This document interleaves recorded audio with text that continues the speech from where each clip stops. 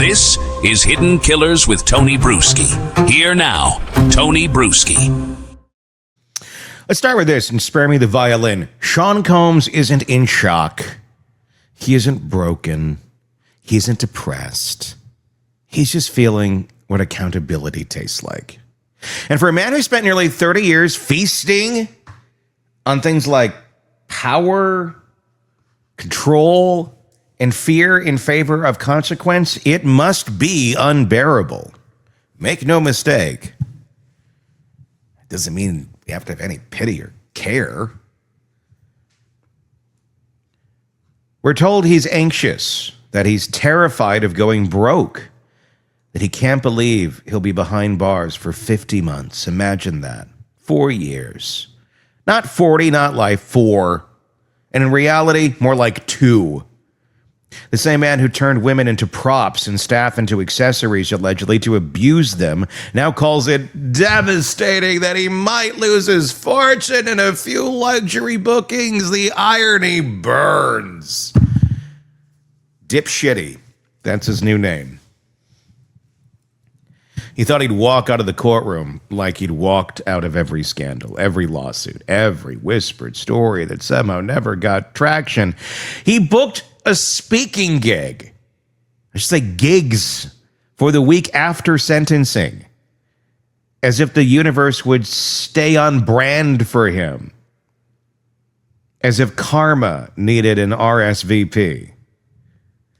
That's how insulated his world is. He believed his own hype so completely that he mistook privilege for protection. He believed his story was still the only one that mattered. It's really kind of breathtaking when you look at it.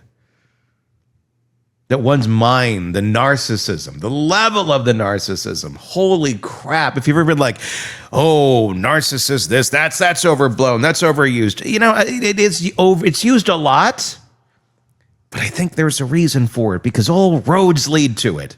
And so many people are so shocked at the level of narcissistic behavior that those around us can dole out.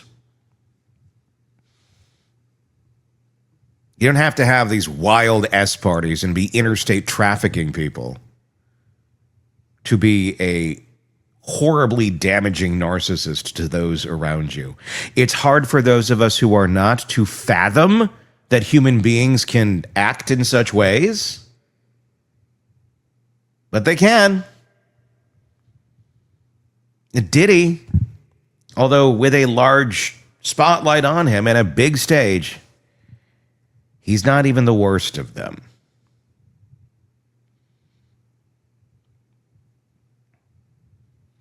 Diddy was recently in court and sentenced 50 months.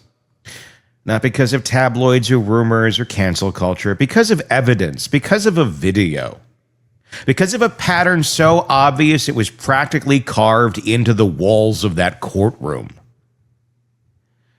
The video that shattered the myth, well, that was the 2016 hotel hallway video, the one CNN originally aired. It wasn't the blurry gossip rag footage. It was crystal clear, time-stamped reality. You can see Cassie Ventura trying to flee down a hallway. You can see Combs chasing her down, grabbing her, kicking her. You can see the violence that money once kept hidden. You can see the moment the facade cracked. That video wasn't a bad night. It's a window into who he is when the cameras aren't rolling. The part of the American dream he never wanted the world to see. And what did he allegedly do next? Well, he paid off the hotel staff to bury it. It's no remorse. It's not. That's maintenance. That's how narcissists preserve the illusion. Treat evidence like a subscription that they can cancel. So when the judge called the evidence massive, when the courtroom saw bruises, gashes, broken doors, and decades of accounts from terrified women, it wasn't a witch hunt. It was a reckoning. The sizzle reel of a sociopath is what the judge also got to see during sentencing. In that very same courtroom, where Cassie had laid her soul bare, and so many others did during the trial, recounting the years of trauma, abuse, violence, horrible behavior, that some would rather be dead than continue to have replay over and over in their minds. In that very room, and honest to God, moments after some of this information was just shared, people in tears crying, Combs had the audacity to play an 11-minute self-promotion video. You can't make this up. This is like something from SNL. I mean, think about that. Dozens of women described degradation, terror, physical assault, and his response is a semantic tribute to himself. Friends saying how great he is, family clips, photos with celebrities, all from way before any of this stuff went down. Because you can bet your butt none of them said, yeah, put me in that video.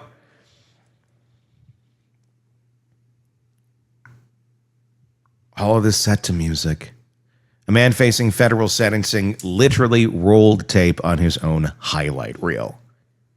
He called it proof that he's the American dream. But what we saw was a man so terminally self-absorbed, he mistook narcissism for self-patriotism. The reel wasn't for the court, it was for himself. Narcissists can't grasp consequence, they only understand optics. If they can frame it right, they can think they can live inside their own lie. And a lot of them do, and Diddy clearly is. But this time, the judge didn't care. The montage ended, and so did the illusion. And by the way, if you want to watch that, we got it on the channel. Couple episodes back. Just look up Diddy on our channel. Hidden Killers with Tony Brueski, and you'll find it. You'll also find Cassie's letter as well. Cassie Ventura's letter didn't come with a soundtrack. It came with shaking hands and trauma that she still carries 8 years later. She told the court about sleepless nights, about hypervigilance, about uprooting her family to escape the ghost of this man's control. She lives in hiding now. She still looks over her shoulder. Her nightmares aren't metaphors, they're memories. And that's the divide that defines this story. Diddy's despair is about money, reputation, and canceled plans. Cassie's despair is about safety, survival, and memory. When you put those side by side, shock becomes the most insulting word in the English language. That Diddy is in shock that he's facing 4 years in prison. Dozens of witnesses, years of allegations, freak-offs planned like military operations, rooms stocked with baby oil, condoms, Plan B, all sorts of stuff. Staff ordered to comply or disappear, women flown across state lines. The control wasn't sexual. It was psychological. He called it indulgence. His victims called it captivity. Kid Cudi's Porsche exploded after Combs allegedly threatened him. That's not mythology. That's intimidation, and it's part of the same pathology. Dominance through fear. He was very good at it and got away with it for a very long time. And one could argue got away with it and is still getting away with it because some of the charges he should have been charged with, and should have, would have, could have, didn't land. So he did get away with quite a bit. Again, says he's innocent of those, allegedly, blah, blah, blah, blah, blah, blah, blah. This wasn't a man losing control. This was a man addicted to it. And when that addiction got off, the withdrawal hit hard. Now he's out of shape, depressed, without purpose. Allegedly. He sits in a cell replaying his own mythology, mourning the empire he built on silence.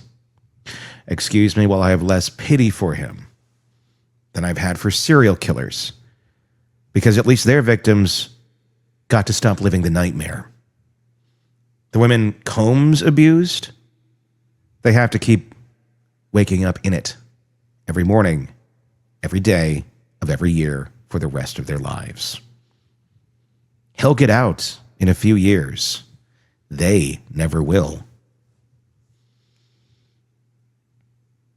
So what's going on right now with Diddy behind bars? Well, it's a lot of allegations, a lot of people saying, here's what we know. Here's what we do know about narcissists when they collapse, if he's collapsing, if that's what's happening. When they fall, they don't shatter cleanly. They explode inward, and that's might be what's happening right now. He's not grieving the people he hurt. He's grieving the loss of himself, the brand, the myth, the control. He's not crying because he's sorry. He's crying because the mirror finally cracked. And he can't stand what's looking back. We're told he's still clinging to the fantasy of a presidential pardon. That's not hope. That's pathology. And in the world we live in, it's a real possibility. That's the desperate twitch of a man who can't comprehend a world where he isn't exceptional. But there should be no pardon for this. No remix. No rebrand. No limited edition redemption arc. Just the slow erosion of relevance, which for a narcissist is death. Let's not pretend this monster built his castle alone either. He had architects. He had lawyers, publicists, producers, executives, all too happy to profit off proximity to power. Every whisper they ignored, every bruise they rationalized, every NDA they drafted became another brick in his fortress. They knew.